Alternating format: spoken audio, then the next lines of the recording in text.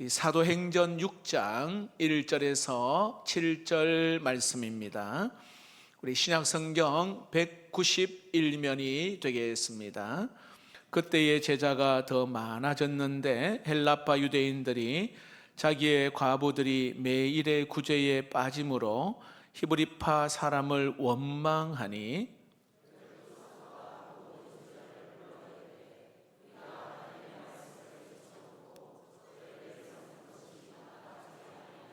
형제들아, 너희 가운데 성령과 지혜가 충만하여 칭찬받는 사람 7을 택하라. 우리가 이 일을 그들에게 맡기고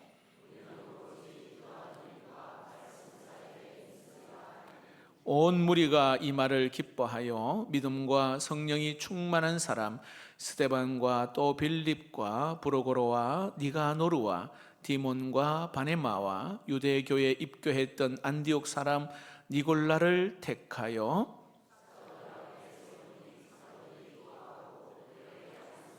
함께 읽겠습니다. 하나님의 말씀이 점점 왕성하여 예루살렘에 있는 제자의 수가 더 심히 많아지고 허다한 제사장의 무리도 이 도에 복종하니라. 아멘.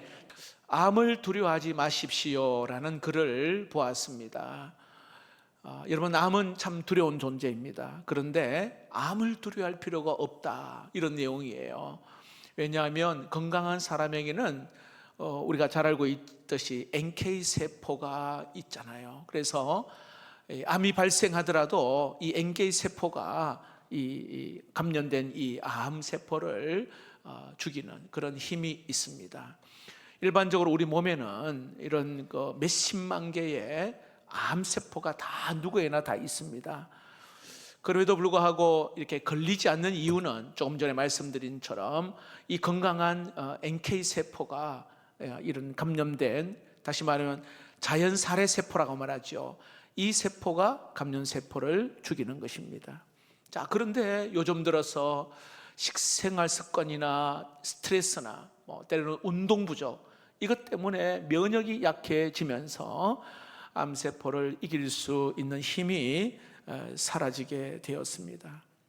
자, 그런데 이것은 어떤 몸의 문제만이 아니라 국가적인 것도 그런 갈등들이 있습니다.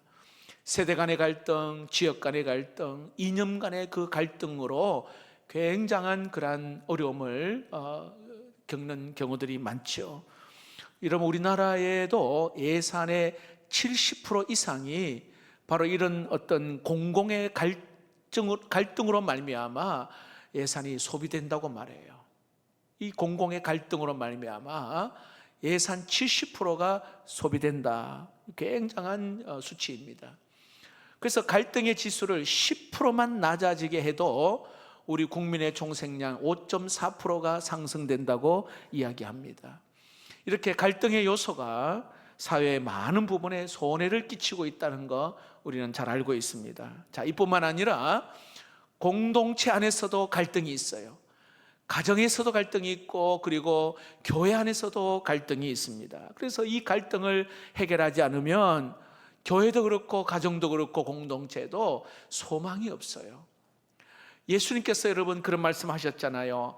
팔복 가운데 7번째의 그 고백, 마태복음 5장 9절 말씀이죠. 화평하게 하는 자는 복이 있나니 그들이 하나님의 아들이라 일컬음을 받을 것이며, 이렇게 말씀합니다. 여러분, 화평하게 하는 사람이 하나님의 자녀라, 이렇게 인정을 받는다는 거예요. 여러분, 우리 모두는 여러분 화평하게 하는 자로서 하나님의 자녀라는 그러한 인정이 있기를 축복합니다. 우리 성도님들은 하나님의 자녀로서 어떤 공동체 안에 있든 간에 이 갈등을 해결하고 그리고 화평을 도모하는 그런 하나님의 사람들 되기를 축복합니다. 하나님의 자녀는요, 갈등을 해소해야 합니다. 그러나 마귀는 어떻게든 갈등을 불러일으킵니다. 여러분, 9월, 10월 특별히 2달 동안 우리 믿음의 사람으로서 하나님의 자녀로서 화해자가 되기를 주의 이름으로 축복합니다. 자, 오늘 본문의 말씀은 한 공동체가 갈등의 문제 때문에 분열의 위기까지 놓여 있는 상황입니다. 자, 그런데요, 참 놀라운 것은 이 위기가 성숙이 되는 아름다운 그런 결과를 오늘 여기에 보여주고 있어요. 자, 오늘 1절을 한번 봅시다. 이렇게 시작합니다. 그때에 제자가 더 많아졌는데, 지금 폭발적인 그러한 부흥의 모습을 오늘 보여주고 있어요. 자, 그다음 그 뒤에 어떤 문제가 생기느냐? 헬라파 유대인들이 자기의 과부들이 매일의 구제에 빠짐으로 히브리파 사람을 원망하니. 자, 원망이 나타났어요. 교회가 부흥하고 뭔가 급속도로 성장하는 가운데에 오늘 여기에 원망이 나타났어요. 자, 그런데 놀라운 것은 이 원망의 문제가 아름답게 해결이 됩니다. 7절을 보겠습니다. 7절, 하나님의 말씀이 점점 왕성하여 예루살렘에 있는 제자의 수가 더 심히 많아졌다, 이렇게 말합니다. 위기가 부흥이 되었습니다. 우리말로 표현하면 전화위복의 결과가 오늘 여기에 나타낸 것입니다. 여러분, 믿음의 사람은 갈등의 위기를 잘 다루면 오히려 진한 감동의 순간을 경험하게 될 줄로 믿습니다. 자, 홍해 앞에 맞닥뜨렸습니다. 위기가 나타났어요. 근데 그 위기를 잘 다루니까 홍해를 그냥 마른 대로 마른 땅처럼 육지처럼 그렇게 걷게 되었습니다. 여러분, 야곱은 형과 굉장한 갈등이 있었습니다. 근데 그가 약복 강가에서 하나님과 씨름하면서 결국에는 거기에서 이 야곱은 형과 화해하는 그런 은혜를 얻게 되었습니다. 성경에 아사 왕이요, 이 구스라는 사람들이 100만 대군이 쳐들어왔어요. 두렵고 떨리는 그들 앞에서 이 아사 왕은요, 여호와여, 강한 자와 약한 자 사이에 우리를 도와줄 자는 주님밖에 없습니다 하고 납작 엎드리니까 하나님께서 거기에서 기적과 같은 일들을 경험함을 알 수가 있습니다. 여러분, 오늘 우리는 우리 앞에 다가오는 이 위기를 오히려 여러분 진한 감동의 순간으로 경험되어지는 그 은혜가 있기를 주의 이름으로 축복합니다. 자, 그러므로 우리가 이 위기와 갈등이 일어날 때 우리가 먼저 생각해야 될 것은 과연 이 실체가 무엇인가라는 것을 항상 우리가 주목해야 돼요. 자, 갈등이 일어났습니다. 위기가 찾아왔어요. 근데 그 실체가 뭔가? 오늘 이 본문에도 여러분 보십시오. 부흥이 일어났습니다. 막 영적인 추수가 일어나는 그런 가운데 원망이 나타났어요. 원망. 여러분, 원망은 불평불만을 이야기합니다. 불평불만. 사단 마귀는 작은 그 오해에서 바로 이 다툼과 분열을 일으켜요. 마귀는 분열의 영이잖아요. 그래서 성도와 가정과 교회에 이렇게 굉장히 힘들고 어렵게 합니다. 자, 그런데 처음부터 그게 나타나느냐? 그렇지 않아요. 맨 처음에는요, 불공정하다 그렇게 시작을 하는 거예요. 우리 젊은이들의 말로 말하면 unfair, 공정하지 못하다. 여기에서부터 이제 불평으로, 원망으로, 그리고 온 공동체를 힘들게 합니다. 오늘 여기에 1절에 이 예루살렘 교회는 두 종류의 사람들로 구성이 되어 있어요. 자, 먼저는 히브리 방언을 하는 히브리파 유대인들, 그들은 본토에 있는 사람이에요. 또 한 부류는 어떤 부류냐? 헬라파 유대인들입니다. 헬라파 유대인들은 본토를 떠나서 그 이스라엘 밖에서 이렇게 생활하다가 다시 돌아온 디아스포라 같은 그러한 출신의 사람입니다. 전쟁이나 여러 가지 어려움 때문에 나갔다가 다시 흩어졌다가 돌아온 자들이거든요. 자, 이들 사이에 오늘 갈등이 일어났어요. 무엇 때문에 갈등이 일어났느냐? 오늘 보니까 여러분 구제 문제 때문에 갈등이 일어났어요. 그 당시에는요, 생활이 굉장히 어려웠거든요. 그래서 있는 사람이 좀 더 이렇게 내놓고 없는 사람은 이렇게 구제를 받는 그러한 상황 가운데 헬라파 유대인들이 구제를 받지를 못했어요. 좀 대접을 소홀하게 받으니까 히브리파 사람을 원망했다, 이렇게 나옵니다. 자, 보세요. 구제 굉장히 좋은 일이잖아요. 선한 일입니다. 그럼에도 불구하고 이 좋은 일 가운데에 모두가 기뻐하고 감사해야 되는데 소외되는 사람이 생기니까 오늘 여기에 원망하는 일이 생겼어요. 여러분, 이것은요 오늘 우리의 심령 안에서도 일어날 수가 있는 일입니다. 오늘 우리 사랑하는 가족들이나 성도들이나 우리가 함께하는 사람들, 이웃 가운데서도 원망이 충분히 나타날 수가 있어요. 자, 그런데 여러분, 원망이라는 것은 그 원문에 보면 막 큰 소리를 친다든지 뭐 손가락질하고 뭐 이런 그러한 원망이 아니에요. 아주 나지막한 목소리로 자기의 불편함을 이야기하는 것을 말하는 거예요. 아니, 왜 나를 소외시켰지? 왜 나를 무시하지? 뭐 이런 거 있잖아요. 그래서 투덜대고 불평하는 것을 오늘 여기에 원망이라 말합니다. 근데 여러분, 이 원망은요 가만히 있으면 해결되는 게 아니에요. 이게 점점점 증폭됩니다. 확장되고요 증식이 되는 거예요. 그래서 공동체를 흔들고 어렵게 한단 말입니다. 자, 특별히 여러분, 하나님은 성경에 이렇게 가만히 보시면은 이 원망에 대해서 굉장히 심각하게 다루고 있어요. 우리가 잘 알고 있듯이 이스라엘 백성들이요 광야 40년 동안에 계속 원망을 했잖아요. 자, 그런데 그 원망하는 사람 가운데 여호수아, 갈렙 외에는 한 사람도 가나안에 들어가지를 못했습니다. 여러분, 하나님이 이 정도로 강하게 다루셔요. 왜냐하면 여러분, 그 이스라엘 백성들의 모든 우상 숭배, 그리고 음란한 것, 그리고 또 반역한 모든 것의 그 출발점은 원망에서부터 시작되었기 때문에 그래요. 그래서 이 원망한 부분, 원망의 부분은 하나님이 굉장히 심각하게 말씀합니다. 오늘 이 마귀가요, 자, 초대 교회를 어떻게 공격했느냐? 여러분 잘 아시는 대로 외부적으로 막 핍박을 가해도 이 예루살렘 교회는 당당하게 잘 이겨냈어요. 그리고 또 이게 안 되니까 이번에는 내부적으로 거룩함과 이 어떤 순결함을 무너뜨리려고 아나니아 삽비라를 공격했어요. 그런데도 이스라엘은, 이 예루살렘은, 교회는 이겨냈단 말입니다. 외부의 핍박도 이겨내고 내부에 어떤 감염된 것, 오염된 것도 이겨냈습니다. 그런데 이 마귀가 마지막에 전략이 뭐냐 하면 원망의 영을 불어넣어 버렸어요. 이게 여러분 마귀의 아주 교묘한 전략이에요. 여러분, 원망과 불평, 이게 왜 무서운 줄 아세요? 아니야, 그냥 원망했다, 불평했다, 이 정도가 아니에요. 시편 106편 25절에 한번 읽어봅시다. 시작.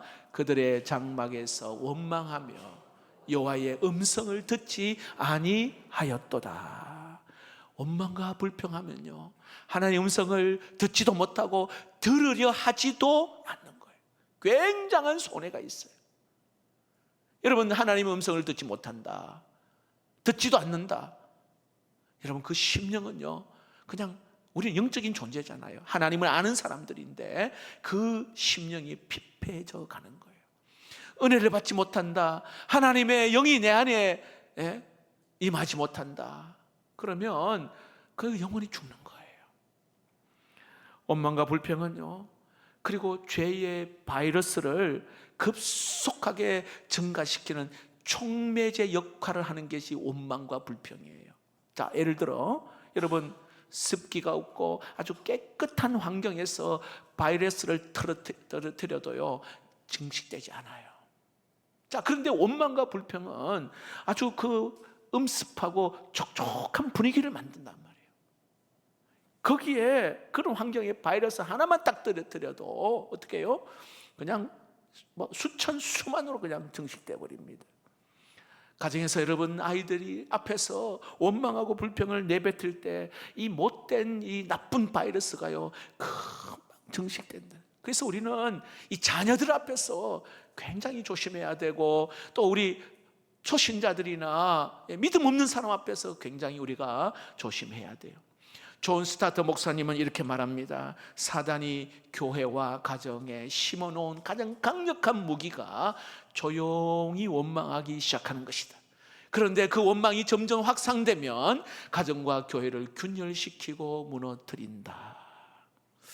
여러분, 혹여라도 오늘 내 마음에 뭔가 한 주간 동안에 뭔가 불평, 원망, 이게 뭔가 싹 트는 그런 조짐이 있다, 여러분 잘라내시기를 축복합니다. 하늘의 평강이 오늘 나를 주장할 수 있기를 축복합니다. 자, 그렇다면 오늘 이 본문에서 오늘 이들이 갈등이 있었는데 이것이 참 놀라운 부흥의 순간으로 바꿀 수 있는 이 갈등과 위기의 순간을 어떻게 잘 다루었는가?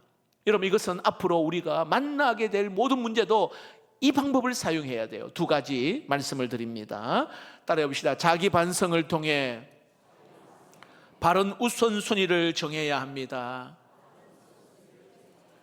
자, 오늘 예루살렘 교회는 지금 보니까 2절 말씀을 볼까요? 모든 제자, 성도들을 다 불러 모읍니다. 12사도가 모든 제자를 불러 모으되 우리가 하나님의 말씀을 제쳐놓고 접대를 일삼는 것이 마땅치 아니하니, 이렇게 말합니다. 자, 놀라운 것은 이 사도들이 모든 책임은 나에게 있다라고 그 이야기하는 거예요. 스스로 잘못되었다고 자기 평가를 합니다. 자기 반성을 하는 거예요. 여러분, 자기 반성은요, 성령이 하는 일이에요. 자기 반성은 성령께서 오늘 여기에 갈등의 문제를 남의 탓이 아니라 내 탓으로 오늘 생각하고 자기 반성을 하게 합니다. 자, 그리고는 우선순위인 하나님의 말씀을 내가 제쳐놓고 내가 뒤로 하고 접대했다, 그렇게 말해요. 자, 여기서 접대란 말은 테이블을 이야기합니다. 여러분, 테이블 위에 음식을 올려놓고 서로 주고받으면서 대화를 하고 음식을 주고받잖아, 그렇죠? 테이블에 물건을 놓으면 이 물건을 정리합니다. 테이블에 돈을 얹어 놓으면 계산대가 되는 거예요. 이 보니까 행정적인 그러한 사역에 마음을 그렇게 쏟다 보니까 가장 중요한 하나님의 말씀에 집중하는 것을 놓쳐버렸다는 거예요. 그래서 이런 문제가 일어났다는 것을 오늘 이야기하는 거예요. 여러분, 사도들은 하나님의 말씀을 연구하고 그리고 또 여기에 교회를 위해 기도하는 이 본연의 이 사역을 소홀히 한 것을 깨닫게 된 것입니다. 그러면서 4절을 한번 볼까요? 사도들은 이렇게 이야기합니다. 우리는 오로지 기도하는 일과 말씀 사역에 힘쓰리라 라고 결단을 합니다. 기도와 말씀에 집중하겠다는 것입니다. 자, 보십시오. 갈등의 문제는 어떻게 해결하느냐? 우선순위를 점검하고 다시 본질을 회복하는 것, 이게 갈등의 문제 해결 방법입니다. 여러분, 신앙생활 하면서 갈등을 겪습니다. 여러 가지 어려운 문제를 만났을 때에 오늘 이 사도들이 취했던 이 방법처럼 본질을 붙잡고 여러분 집중하는 그런 가운데에 문제가 해결되는 은혜가 있기를 축복합니다. 본질이 뭐예요? 기도와 말씀입니다.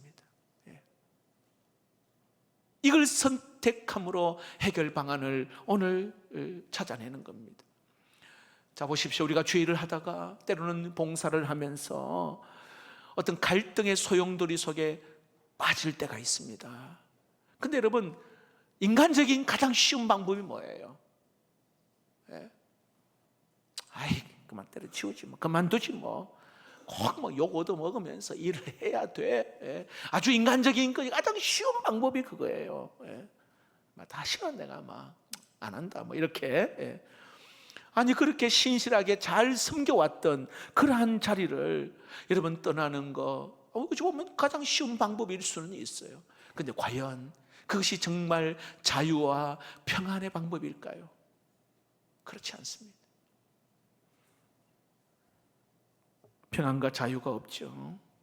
하나님 나라를 세우는 일에 은혜를 받고 오늘 저와 여러분들을 하나님께서 이렇게 세워주셨는데 이 섬기는 일에 이 갈등 때문에 이거 쉽게 내려놓는 거, 이건 하나님이 기뻐하지 않는 일이죠.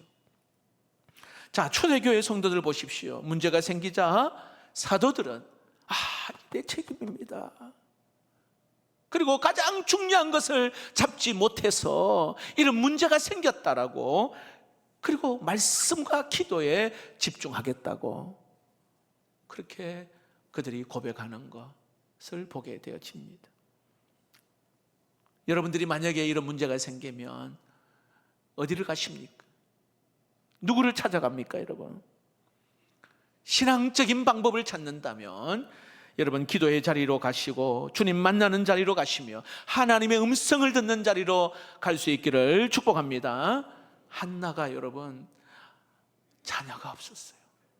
그리고 둘째 부인 분린나가 격동시킵니다. 그가 했던 방법은 성전에 나아가서 얼마나 억울하고 얼마나 힘들면 몸부림치면서 그가 하나님 앞에 꼭 술 취한 여인처럼 기도를 했단 말이죠. 우리가 잘 알고 있는 히스기야 왕은 산헤립이 선전포고를 합니다. 선전포고문을 보내죠. 그리고 성을 에워쌉니다. 이 히스기야가 했던 방법은 이 선전포고문을 들고는 하나님 앞에 기도하잖아요. 이 시간 여러분 하나님 앞에 나 자신의 신앙생활을 다시 한번 점검하면서 혹이라도 하나님, 내가 하나님을 향한 열정을 잃어버리고 그 구원의 은혜의 감격을 내가 잃어버렸다면 다시 한번 기도와 말씀의 자리를 찾아가셔서 주님과의 교제가 회복되고 능력이 회복되며 하나님의 사랑이 회복되는 은혜가 있기를 축복합니다. 마틴 루터는 새벽에 일어나서 새 시간을 기도하는데 혹이나 문제가 발생했습니다. 그리고 중요한 결정을 내릴 때는 1시간을 더 기도한다 합니다. 왜냐하면 기도하지 않으면 실수할 수 있고 그리고 잘못된 선택을 할 수 있기 때문이라고 말합니다. 어려움과 위기가 있을 때에 여러분 기도로 나아가며 말씀 앞으로 나아가서 오늘 초대교회 사도들의 신앙이 다시 회복된 것처럼 그 은혜가 있기를 축복합니다. 그런데 여러분 사단 마귀는요, 아시지만 끊임없이 우리에게 기도 대신에 그리고 말씀 가까이 하는 것 대신에 다른 대안책을 유혹하는 거예요. 기도하는 시간에 좀 더 회의를 해라. 말씀 듣는 그 시간에 오히려 너의 지식, 너의 경험, 너의 방법을 한번 생각해 봐라 라고 다른 대책을 강구하게 합니다. 그러나 여러분 본질을 꼭 붙잡을 수 있기를 축복합니다. 마지막으로 오늘 이 갈등과 위기를 잘 이들이 다루었던 방법은 따라해 봅시다. 올바른 사람을 선택하는 것입니다. 3절 말씀을 보겠습니다. 형제들아, 너희 가운데 성령과 지혜가 충만하여 칭찬받는 사람 7을 택하라. 우리가 이 일을 그들에게 맡기고 말입니다. 사도는 이렇게 생각했습니다. 믿음의 사람을 세우자. 이렇게. 우리들은 기도와 말씀에 집중하고 여기에 구제하는 일, 봉사하는 일, 행정의 모든 일은 함께 분담할 수 있는 7명을 여기에 세우자. 자, 그런데 7명을 세우는 기준이 뭐예요? 3가지. 성령의 사람, 지혜의 사람, 칭찬받는 사람 7입니다. 자, 그런데 우리에게 아주 중요한 교훈이 있습니다. 자, 보세요. 지금 사람들의 관계 문제 때문에 지금 일이 일어났잖아. 이 갈등의 문제 일어났잖아. 그런데 이 문제를 어떻게 풉니까?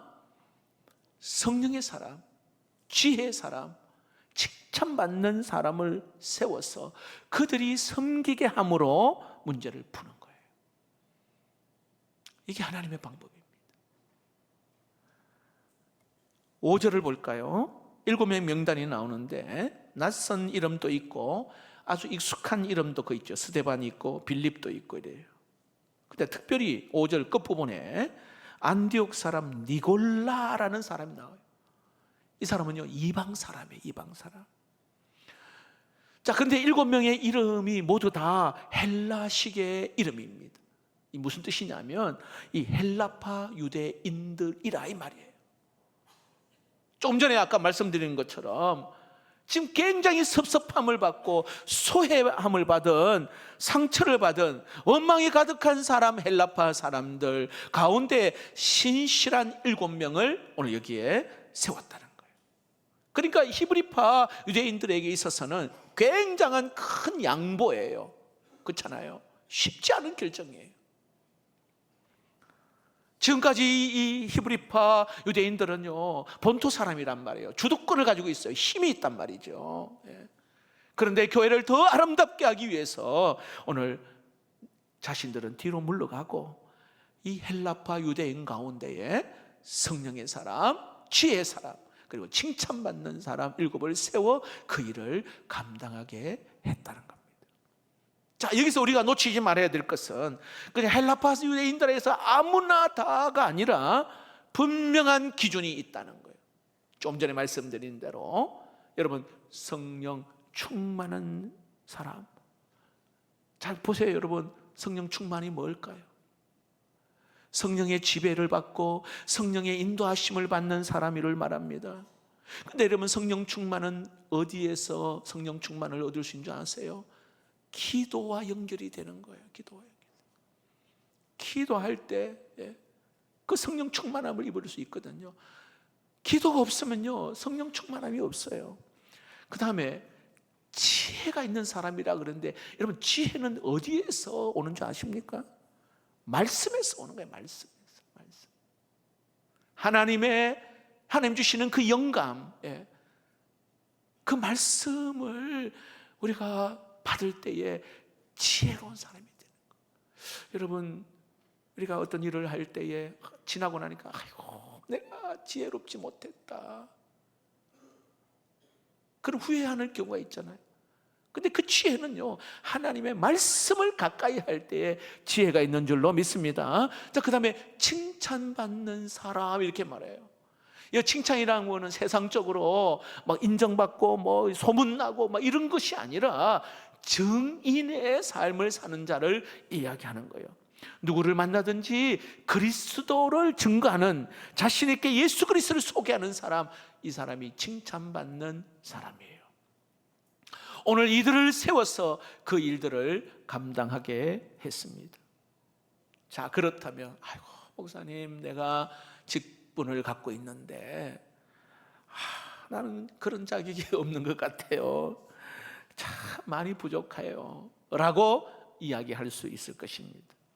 자, 그런데 여러분, 오늘 이 말씀을 우리에게 주시는 그 하나님의 마음이 뭐냐 하면, 여기에 목사든 장로님이든 집사님이든 뭐 권사님이든 간에 오늘 이 초대교회에 여기에서 이 사람들을 세우는 것은, 여러분, 지금 기도하며 성령 충만한 자가 되기를 원하시는 하나님의 마음이 여기에 담겨 있어요. 말씀을 가까이 함으로 지혜로운 사람이 되기를 원하는 하나님의 마음이 여기에 담겨 있어요. 하나님의 은혜를 여기에 증거하는, 받은 은혜를 증거하는 그 칭찬받는 사람이 되기를 원하는, 이것이 오늘 주님이 우리에게 주시는 마음이라는 거예요. 사람들은 초대교회로 돌아가자 이야기해요. 근데 여러분, 초대교회는 막 흠이 없고 문제가 없고 완벽한 교회일까요? 그렇지 않습니다. 초대교회 안에도 오늘 우리가 본 것처럼 문제가 많았어요. 갈등이 있었습니다. 그런데 이 갈등의 문제는 바로 기도와 말씀으로 풀어갈 때 교회가 부흥이 되고 또 공동체가 살아남을 알 수가 있습니다. 여러분, 그러한 교회가 우리 교회가 되고 그런 가정이 여러분의 가정이 되기를 주의 이름으로 축복합니다. 한 예를 들어보겠습니다. 어떤 제자가 선생님을 찾아가서 이런 질문을 합니다. 선생님, 내가 진짜 건강한 신앙생활을 하고 싶고 힘있는 신앙생활을 하고 싶은데 어떻게 하면 좋겠습니까? 자, 그러자 선생님이 말합니다. 부활의 주님과 동행하며 성령 충만함을 받으십시오 라고 이야기했더니, 아이고 선생님, 그거 시시한 거, 그거 다 아는 내용 아닙니까? 그거 누가 모릅니까? 라고 제자가 이야기하는 거예요. 여러분들도 그렇게 생각하십니까? 그런데 선생님이 하는 이야기가 포도주라는 말을 듣고는 취하지 않는다. 포도주를 마셔야 취하게 된다는 거예요. 다시 말합니다. 기도해서 성령 충만함을 받아야 성령의 능력을 얻을 수가 있다는 거예요. 또한 여기에 말씀을 먹고 말씀을 힘입어야 그 말씀의 지혜와 능력의 삶을 나타난다는 거예요. 여러분, 신앙생활은 그냥 이론만으로 그냥 머리만 커져가는 게 그 모습이 아닙니다. 기도하면서 성령의 능력을 받고 말씀을 어떻게든 가까이 하면서 하나님의 지혜, 하나님의 생명을 받아야 되는 줄로 믿습니다. 그럴 때에 여러분, 어떤 갈등과 어떤 위기의 문제가 우리 앞에 있어도 오늘 이 초대교회의 사람들처럼 여러분, 이 문제를 잘 해결되어지고 그 공동체가 더 아름답게 그 진한 감동의 순간을 경험하게 될 줄로 믿습니다. 말씀을 맺겠습니다. 여러분, 원망과 불평은 하나님이 주시는 마음이 아니에요. 이걸 해결하기 위해서 오늘 여기에 자기 반성을 통해 우선순위를 한번 점검하는 거예요. 아, 내가 이 본질을 놓쳤구나. 우리가 계속 화목 새벽 기도를 이야기하고, 우리 교회는 기도하는 교회라고 이야기하고, 우리 교회는 또 이렇게 선교하는 교회라고 말하잖아요. 이게 뭡니까? 이 밥상에 굉장한 것들을 차려놨는데 안 먹으면 굶어 죽어요. 근데 먹어야 돼요. 다시 말하면 쉽게 설명합니다. 어떻게든 결단하고 기도의 자리에 골방을 찾든지 또 새벽을 깨우든지 작정을 하든지 기도의 자리에, 그리고 말씀을 어떻게든 사모하는 마음으로 말씀을 듣고 은혜 자리에 나오고, 여러분, 그럴 때에 하나님은 갈등과 위기 그 순간을 오히려 진한 감동의 순간으로 바꾸어 주실 줄로 믿습니다. 원망과 불평하면 하나님의 주의 음성을 듣지를 못해요. 굉장한 손해가 있어요. 우리 모두가 이 마지막 때에 여러분, 가정의 공동체, 교회의 공동체, 직장의 공동체, 사랑방의 이 공동체, 이런 갈등이 올 때에 이 두 가지 방법을 꼭 기억하고 승리할 수 있기를 주의 이름으로 축복합니다.